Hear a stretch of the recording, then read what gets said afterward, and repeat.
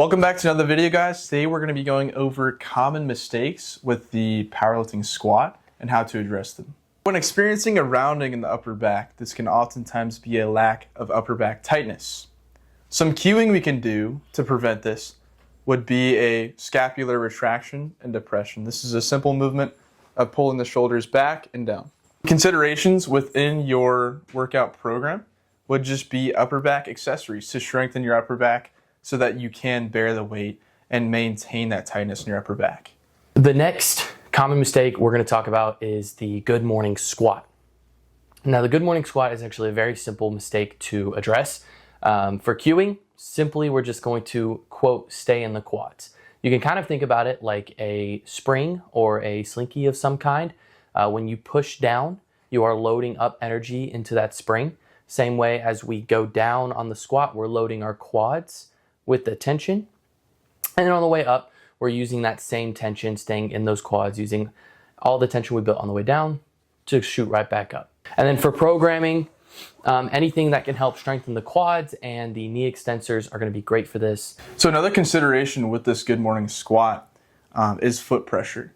With this good morning squat, we have a shift into our posterior chain or onto our heels, and this can sometimes be managed through a better foot pressure or a more efficient foot pressure. So the next common mistake is the knee caving. Now, to preface, knee caving in and of itself is not necessarily a bad thing. You will always have a slight knee cave on the squat. It's just how our bodies work. It's how our bodies move in the squat. Excessive knee caving can be an issue on the squat. So for cueing, it's as simple as just thinking about driving your knees forward over the toes. So if you're thinking about driving those knees forward, should help that knee caving a little bit. Excessive knee caving can also be a sign of weak hip extensors, which can be adjusted through programming.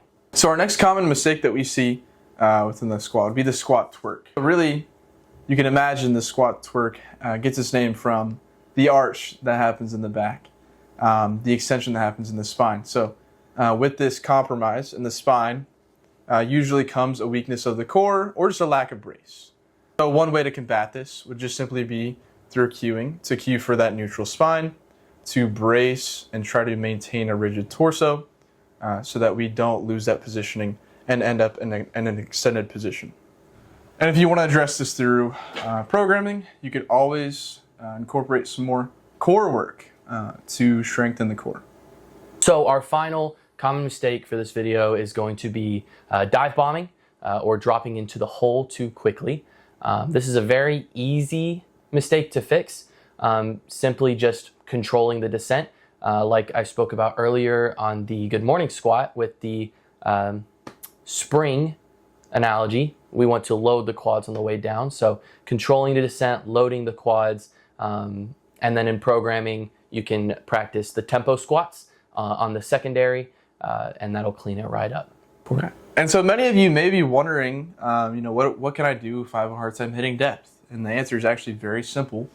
Lighten the load, practice going deeper in your squats.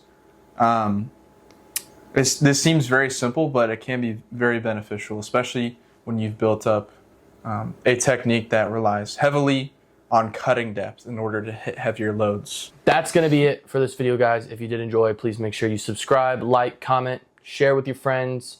And if you're interested in coaching, visit our website, resolutepl.com, or visit the link in the description. Give us a follow on Instagram. We'll see you in the next one.